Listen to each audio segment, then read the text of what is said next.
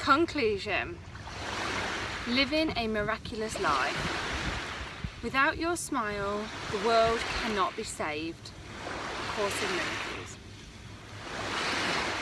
In 1957, a group of Tibetan monks was informed that they would have to move their sacred shrine because a highway was being built on that land. A focal point of their inhabitants was a huge clay Buddha, which also had to be relocated. Moving the Buddha was no small feat.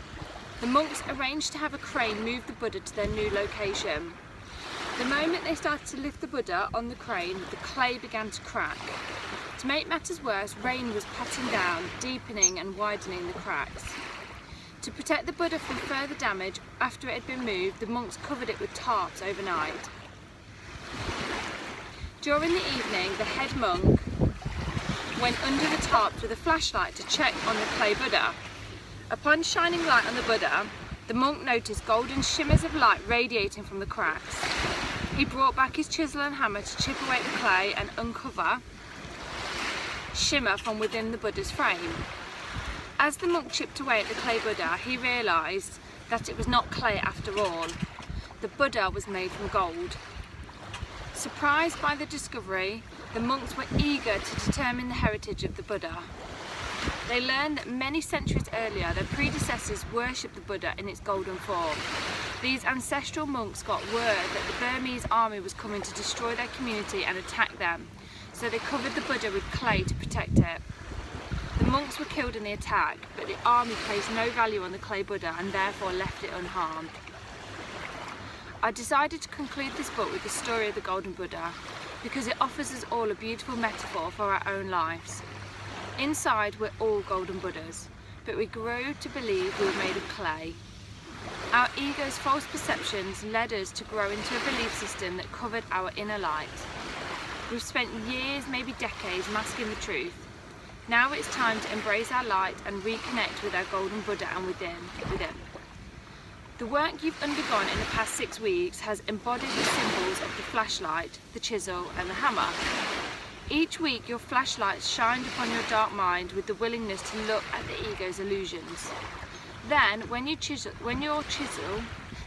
your chisel you began to chip away at your clay exterior by shifting your perspective, practicing gratitude and embracing forgiveness. And with your hammer you've broken through layers of darkness to unleash your golden inner light, uncovering many miracles in the process. Day 42 is complete, but your journey has just begun. The path we've walked together merely chipped away at the clay covering your gold. Now your job is to keep chiseling to uncover more and more love each day. Be mindful that the ego will do everything in its power to sabotage your practice. Typically, one of two things happen at this point in the process. 1, you become so inspired by the work that you commit to these principles in all your affairs, deepening your spiritual practice more and more each day. 2, you feel great and therefore conclude that the work is over. Within a few weeks, maybe even days, the ego convinces you that you've healed and no longer need the daily practice. You lose sight of your miracle mindset. I bring up these potential scenarios to raise your awareness of what happens when the ego sabotages the commitment you've made. Remember that your ego has been with you a lifetime, whereas you just kicked off your practice 6 weeks ago. Therefore, it's your job to stay committed to choosing your ing over your ego and embracing your golden Buddha within. A Course in Miracles asks us if we'd rather be host to love or hostage to the ego. Each new day offers you the opportunity to decide for love, inviting your ing as your teacher, or to succumb to the ego's false guidance. Your happiness is determined by the moment-to-moment decision to choose love over fear. If you choose the first option and stay committed to the miracle-minded way, you will know a new peace and happiness. You'll rightly perceive obstacles as opportunities, and you will instinctively know how to navigate through whatever life brings. When you live with a miracle mindset, you wake up each day knowing that the world is your classroom and people are your assignments. If you continue the principles taught in this practice, you will surrender these assignments to the care of your inner guide and patiently stick around for the miracles. This closing chapter's purpose is to inspire you to deepen your commitment to miracles so that you don't let the ego sabotage your happiness. Remember, this work is about progress, not perfection. All I hope for you is that you do your best to choose your miracle mindset as often as possible when the ego creeps in, which it will. Your job is to consciously return to love. Outlined below is a recap of the 7 daily principles from this practice. If you make these principles a sacred part of your daily right actions, you will be hooked up with love and have a heightened awareness of the ego. Remember that our goal isn't to kill the ego, rather our goal is to become so aware of the ego that we no longer give it power. Principles. By now, you're well accustomed to the 7 principles to move us close to love, which you can practice every day. Be the gentle witness. Be willing to choose love. Shift your perspective. Foster a gratitude attitude. Practice the F word. Expect miracles. And finally, reflect and recap. These principles will be your guide each week as you move forward in your practice. I've separated these principles into 3 sections: the flashlight, the chisel and the hammer. Much like the story of the Golden Buddha, you too need these tools to uncover your light. With your flashlight, you shine light on the ego's darkness. With your chisel, you awaken to a miracle mindset. And with your hammer, you crack open to awaken your spiritual connection. Your job isn't to figure everything out, but rather invite your inner guide to be your teacher. In time, the principles will become second nature and you will use them interchangeably. At any given moment, you will be able to reach your spiritual toolbox and clean up the ego's nasty tricks. Here's how it all comes together. The flashlight. Your witness in practice, your willingness to change, and your miraculous shift in perception are the flashlight that will help to awaken from the darkness of the ego. Use these 3 steps throughout each day to help light the way of your path. The Course suggests do not be concerned about how you can learn a lesson so completely different from everything that you have taught yourself. How would you know? Your part is very simple. You need only recognise that everything you learned you do not want. Ask to be taught and do not use your experiences to confirm what you have learned. This message is crucial to using your flashlight principle properly.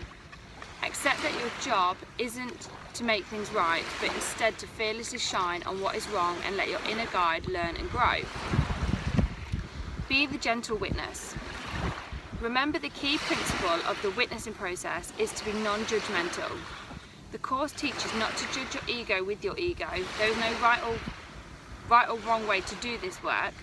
Your job is just to witness your ego in action and consciously remind yourself of the false perceptions you have chosen.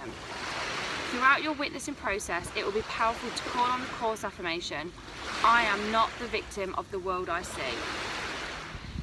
Each moment you witness the dark illusions of your ego, call on this affirmation for serenity and clarity.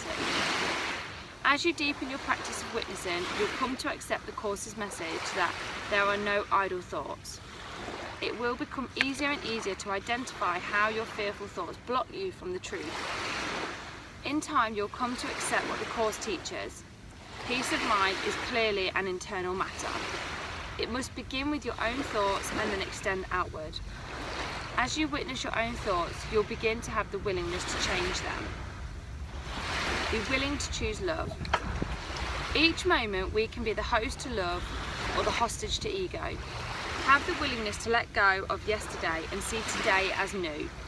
Choosing your ing as your guide is a moment-to-moment decision that only requires your willingness to decide for love. Heighten your willingness by staying connected to the Course affirmation.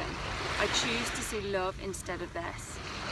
Each instant you become aware of your distress, simply use this Course reminder. There is another way of looking at the world. Remember that your ego will work hard to keep you from awakening the willingness to choose your ing. With this knowledge, consciously stay alert to the ego's tricks and remember what the Course teaches. The ego analyzes, the Holy Spirit accepts. Each time you become willing to choose your ing over your ego, you release your self-made teacher and surrender to your inner guide. Shift your perspective. The final element of the flashlight is your miraculous shifts in perception. The Course teaches the truth is that you are responsible for what you think, because it is only at this level that you can exercise choice. Every thought you have makes up some segment of the world you see. Therefore, you must work with your thoughts if your perception of the world is to be changed. By witnessing your fear and being willing to see love, you prepare yourself for the shift. When you shift your perspective, the miracle occurs. Every situation properly perceived becomes an opportunity to heal. The chisel. Positioning a chisel to crack open takes a lot of intention. Your flashlight has awakened your willingness to change. And with your chisel, the process sets in. As you become more aware, your focus on gratitude and forgiveness becomes more present. The chisel represents these qualities of the miracle worker. Foster a gratitude attitude. Each new day, intend to be grateful. The simple desire for gratitude unlocks your heart to receive the gifts of love around you. If even for one moment you place gratitude before your ego's fear, you will create a holy instant. Allow gratitude to be your guide to new perceptions and strengthen your willingness to forgive. Practice the F word. The Course teaches the light of the world brings peace to every mind through my forgiveness. Place much attention and focus on the F word. Your quantum shifts will come through forgiveness. The Course guides us to understand that forgiveness means to give forth everything, to not hold on to anything, to let go of fear, guilt and pain. Each day commit to choosing happiness over the ego's need to be right. Forgiveness is the key to your happy relief. Forgiveness is something that we allow. Remain willing to forgive and allow your inner guide to lead the way. All that is required is your willingness. Enjoy the happy gifts forgiveness offers you. A Course in Miracles says, in kind forgiveness will the world sparkle and shine, and everything you once thought sinful now will be reinterpreted as part of heaven. How beautiful it is to walk clean and redeemed and happy through a world in bitter need of the redemption that your innocence bestows upon it. What can you value more than this? For here is your salvation and your freedom, and it must be complete if you want to recognise it. The hammer. The two final principles represent the hammer that will crack you open to your own inner light. Living in a miraculous life requires faith and commitment to miracles. Expecting miracles is the part of the process that helps all the other principles set in. Without faith in miracles, your work cannot stick. If you are ready to live a life dedicated to love, then miracles must be an expectation, not a distant afterthought. Expect miracles. This work does not require major heavy lifting, especially in the final principle. A Course in Miracles says the miracle comes quietly into the mind that stops an instant and is still. The stillness is required for true shifts to occur. I find for myself I can practice witnessing, willingness, gratitude and forgiveness, but without deep stillness I cannot let the miracles set in. My message for you is to slow down so you can experience the miracle.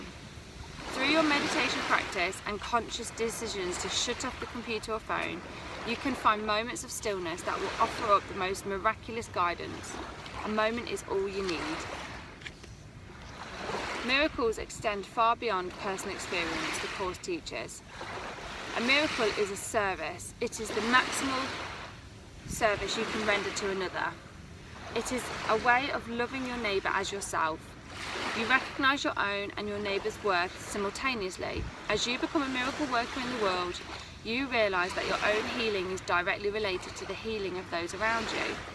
Don't deprive the world of this gift. Stick around for the miracle. Reflect and recap. Each day offers you an opportunity to take inventory of your ego.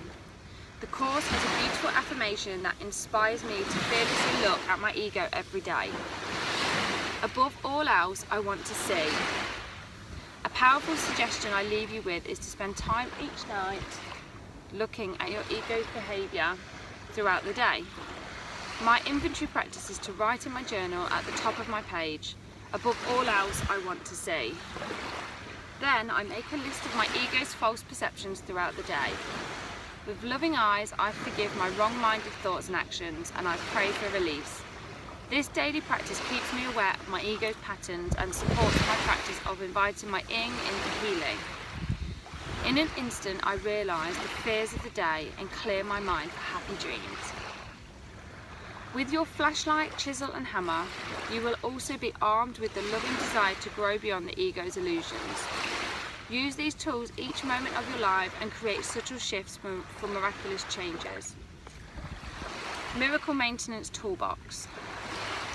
Cracking open to your golden light is one thing, but nurturing your glow is another. To keep your inner light shining bright, you must be mindful of a few key miracle-minded practices. Outlined next are my best tactics for keeping your light shining bright. Mind your own practice. As a miracle worker in the world, you must accept that you are not alone on this journey of new perceptions. Your neighbours, lovers, colleagues, friends and enemies are all on the same radical road with you.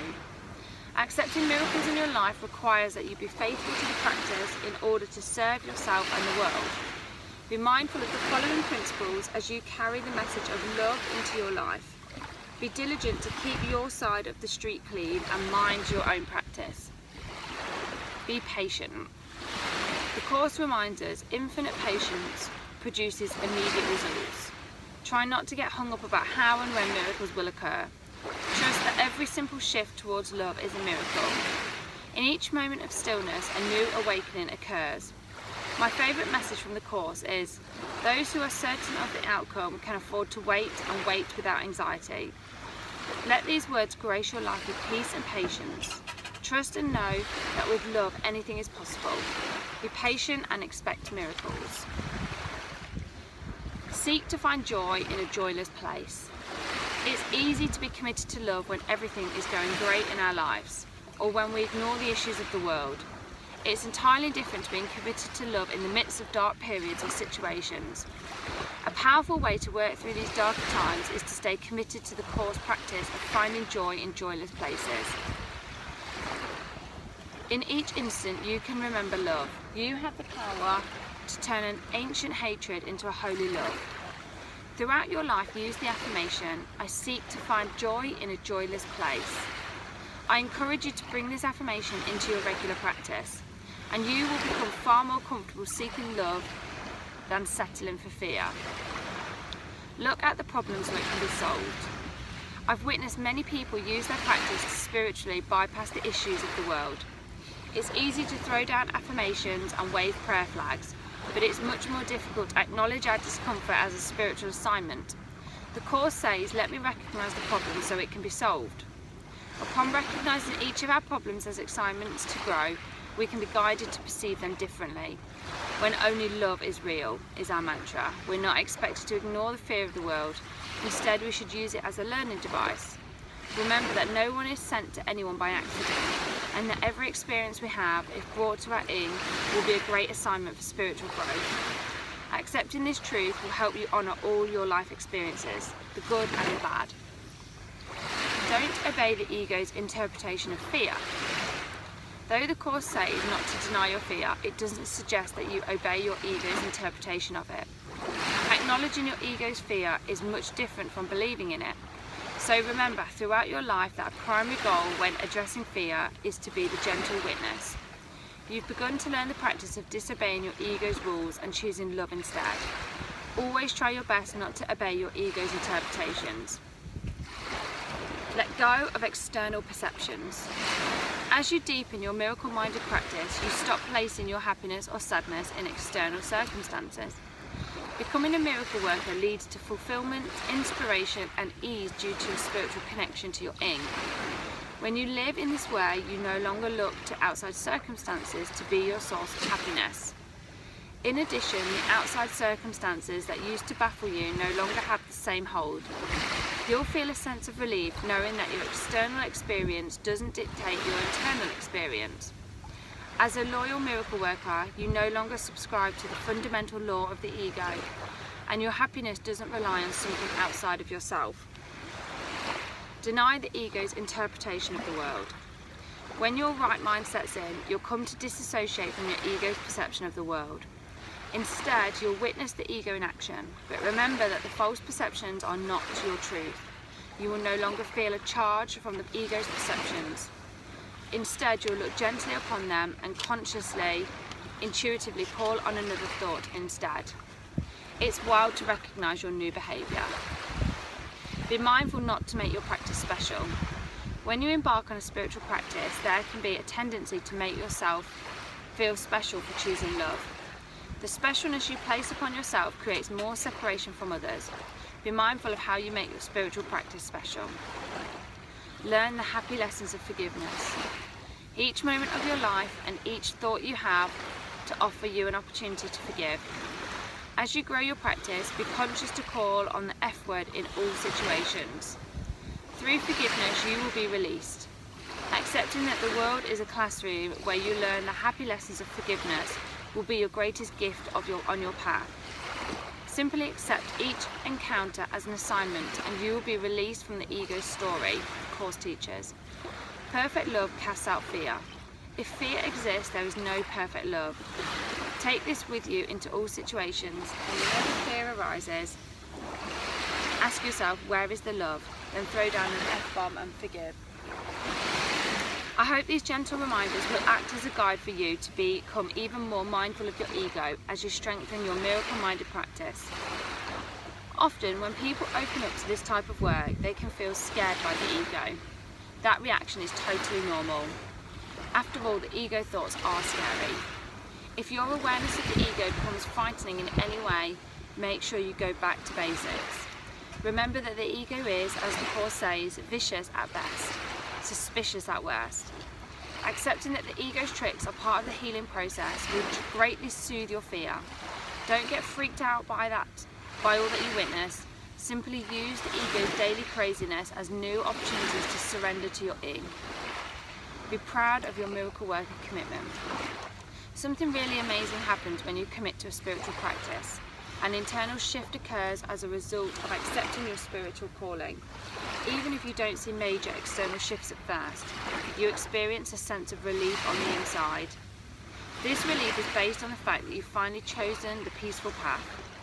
Your commitment to love is the greatest gift you'll ever give yourself in the world. The simple choice to live a miraculous life is a powerful move into a whole new way of existing. Be very proud of your dedication and willingness to change. As you embark on the rest of your life, bring this commitment with you. All you need is the willingness to choose love, and the universe will show you what to do. Keep your heart and mind open to receiving your ing's direction, and trust always that the universe has your back. Know that no matter how difficult the situation, there is always a spiritual solution. Remember that you don't need to seek the solution. The answer is in you, and your internal teacher will show you the way. Stay faithful, willing and receptive to love. Enjoy the miraculous journey of living a miraculous life. No course whose purpose is to teach you to remember what you really are could fail to emphasise that there can never be a difference in what you really are and what love is. A Course in Miracles. The end.